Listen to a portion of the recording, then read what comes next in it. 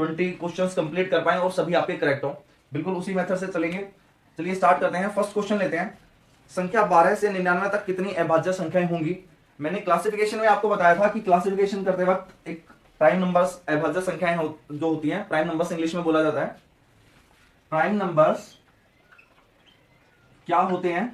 पहली बात, वो नंबर्स जिनका सिर्फ और सिर्फ दो फैक्टर्स हो, एक और एक वो नंबर खुद। मैंने आपको ये भी बताया था कि 1 से लेकर 50 तक हमारे टोटल कितने प्राइम नंबर्स होते हैं? 15। 50 से लेकर 100 तक कितने प्राइम नंबर्स होते हैं? 10। 1 to 100 कितने प्राइम नंबर्स हुए? 25। ठीक है, देखिए प्राइम नंबर्स फाइंड करने का कोई ट्रिक या फिर फॉर्मूला नहीं है। ठीक है, आपको ये चीज काउंट ही करनी पड़ेगी। ये चीज आप याद कर सकते हैं। 12 से 99 तक की बात करूं तो उसमें के बीच में 20 हमारे प्राइम नंबर्स आते हैं। आंसर होगा ऑप्शन 2, 20। आप ये चीज काउंट कर सकते हैं, लेकिन उसके लिए आपको पता होना चाहिए कि प्राइम नंबर्स क्या होते हैं। क्वेश्चन नंबर 2 देखते हैं। संख्या 1 से 100 तक कितने 2 होंगे? अब ये भी देख लीजिए। क्वेश्चन नंबर 2 है कि 1 से 100 तक कितने 2 होंगे, मतलब हमें नंबर ऑफ टूज फाइंड करने हैं बिटवीन 1 to 100। अब इसमें देखिए 1 2 मतलब 2 हुआ, 12 हुआ, ऐसे ही 20 21 22।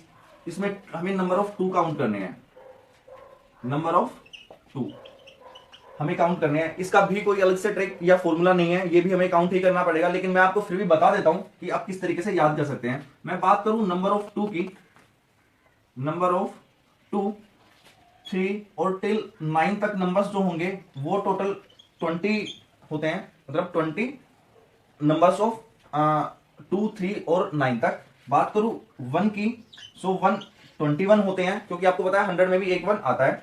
बात करूं 0 की, 0 होती हैं 11, और 11 में आप 100 में 2 0 आती हैं, वो काउंट करना बिल्कुल ना भूलिएगा। आपका आंसर बिल्कुल ठीक आएगा 11। ये सारे नंबर्स मैंने आपको बता दिए। इनमें से कोई भी नंबर पूछे आप बहुत इजीली टिक कर सकते हैं। आप बहुत इजीली ये चीज याद भी कर सकते हैं 20 21 11 करके। ठीक है, अब चलते हैं नेक्स्ट क्वेश्चन पर। Question number 3। क्वेश्चन नंबर 3 है, सबसे छोटी पूर्ण संख्या, अभाज्य संख्या और भाज्य संख्या का योग कितना होगा?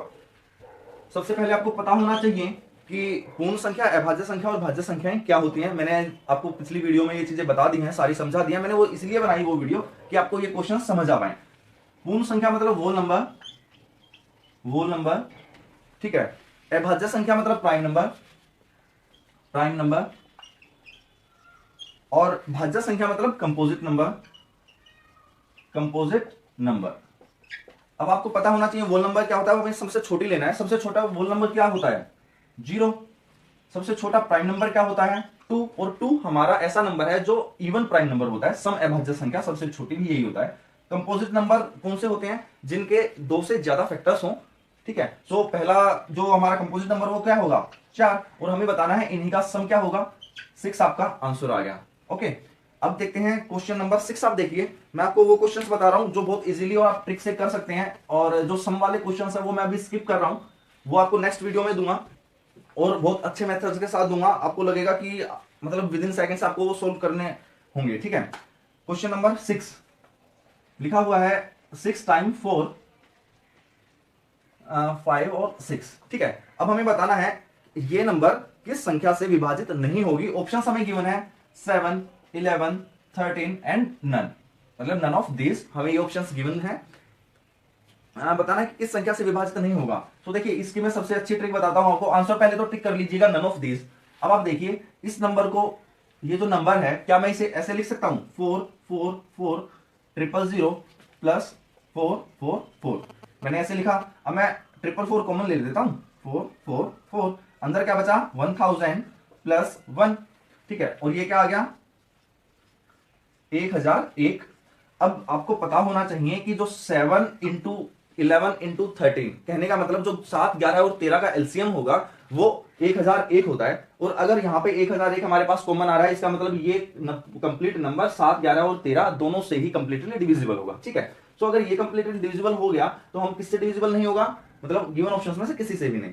ठीक है, इसका मैं एक बहुत अच्छा तरीका और भी आपको बताऊंगा अगली क्लासेस में, जैसा भी रहेगा।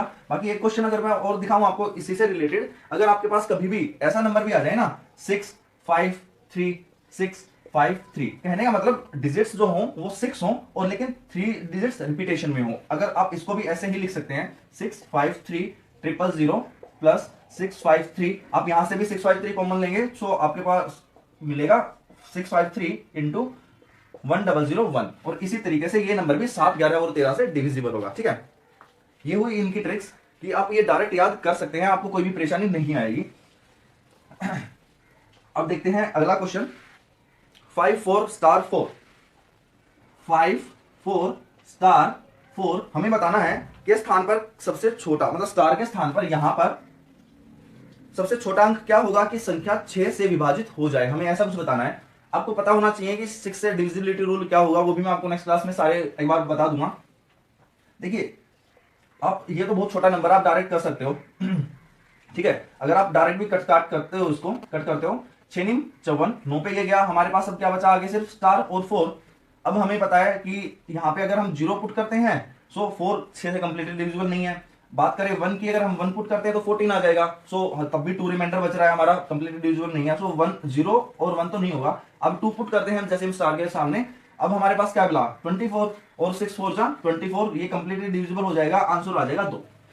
ठीक है, अदरवाइज आप ऐसे भी कर सकते हैं कि इसके प्राइम फैक्टर्स 3 और 2 होते हैं, सो 2 से तो डिविजिबल आपको दिखाई दे रहा है कि यूनिट प्लेस पर 4 है, सो 2 से तो डिविजिबल होगा ही होगा। अब बात आती है 3 की, सो सम ऑफ डिजिट्स जो होता है वो 3 से कंप्लीटली डिविजिबल होना चाहिए, इसलिए तब हमारा पूरा नंबर 3 से डिविजिबल हो जाएगा। ठीक है, अब बात करते हैं, चलिए मैं एक बार इसका एक क्वेश्चन और हल्का सा दिखाता हूं आपको। अगर मेरे पास बहुत बड़ा नंबर भी आ जाए ना, 6 5 4 3 3 2 1, ऐसा कुछ करके भी नंबर आ जाए, तो हम इसको भी बहुत इजीली सोल्व कर सकते हैं 6 का डिविजिबिलिटी रूल में। ठीक है, अगर यहां पर हमारा 1 3 अगर मैं लिख देता हूं, ठीक है, तो बहुत इजीली ये सोल्व हो जाता है। 3 की मैं बात बताऊं, आपको सम देखना है, सो आप डायरेक्ट कट करते चलिए, 6 हो जाता है, 5 और 4 9 भी हो जाता है, 3 से 3 भी हो जाता है, 3 भी हो जाता है, 2 और 1 3 भी हो जाएगा, और ये कंप्लीट 3 भी हो जाएगा। इस तरीके से आप कट कर सकते हैं, जरूरी नहीं है आप पूरे उनको डिजिट्स को ऐड करो और तो उसके बाद कट करो। देखते हैं अगला क्वेश्चन।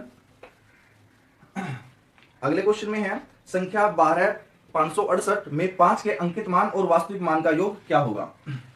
हमारे पास संख्या क्या है, 12 568, 1 2 5 6 8 हमारे साथ है। हमें बताना है ये जो 5 है इसका अंकित मान, मतलब फेस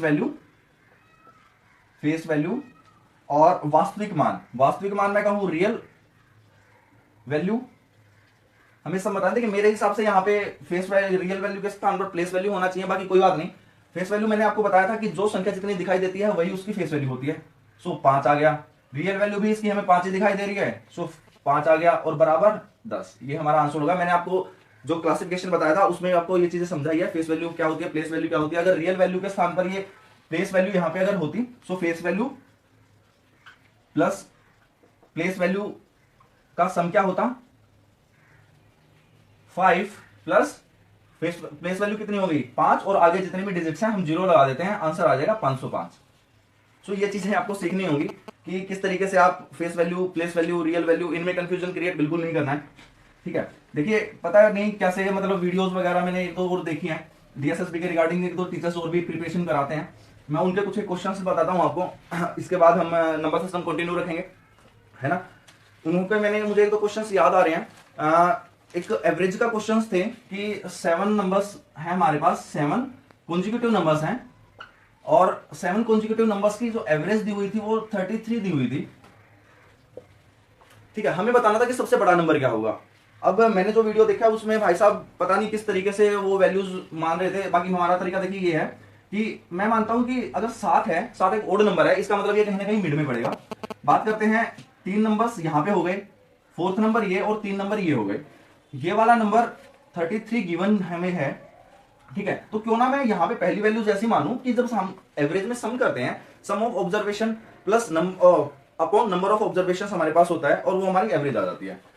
अगर मैं मानता हूं 7 नंबर, तो x - 3, x - 2, x - 1, 4th आया x, फिर आता है x + 1, x + 2, x + 3। ठीक है ना, बिल्कुल। अब आप देखिए कि जब मैं इनको number of observation, sum of observation करूंगा, इन सभी संख्याओं को ऐड करूंगा कुछ इस तरीके से, तो हमारा जो प्लस वाले हैं वो माइनस वाले डिजिट से कट जाएंगे। ठीक है, देखिए -3 +3 से कट गया, +2 -2 से कट गया, -1 +1 से कट गया, क्या बचा 7x। ये हो गया sum of observation upon number of observation, कितनी है हमारी 7 दी है, और एवरेज कितना दिया हुआ है 33, 7 से 7 कट गया, x की वैल्यू 33 हमारे पास गिवन है, और सबसे बड़ी संख्या कितनी थी x प्लस 3, जो कि 33 प्लस 3 इज इक्वल टू 36 हमारा आंसर होगा। अब उन्होंने किस तरीके से माना हुआ था कि x plus 1, x plus 2, x plus 3 ऐसे करके सोन x प्लस 6 तक वो गए हुए थे, फिर उन्होंने ऐड किया, कॉमन लिया, कुछ काटा पीटा, ठीक है। तो उस तरीके से आपको बिल्कुल नहीं जाना है, कुछ इस तरीके से ये मैं चीजें सिखाऊंगा आपको कि नंबर्स को मानना है तो किस तरीके से मानिए कि आपकी कैलकुलेशन बहुत शॉर्ट हो जाए, बहुत इजी हो जाए और आपको कैलकुलेट करने में बहुत आसानी रहे। एक क्वेश्चन और था, क्वेश्चन कुछ इस तरीके से था, और उन भाई साहब ने करीब 6 मिनट एक क्वेश्चन को लगा दिया उन्होंने। मुझे नहीं लगता वो क्वेश्चन 15 से 20 सेकंड से ज्यादा का कोई क्वेश्चन था।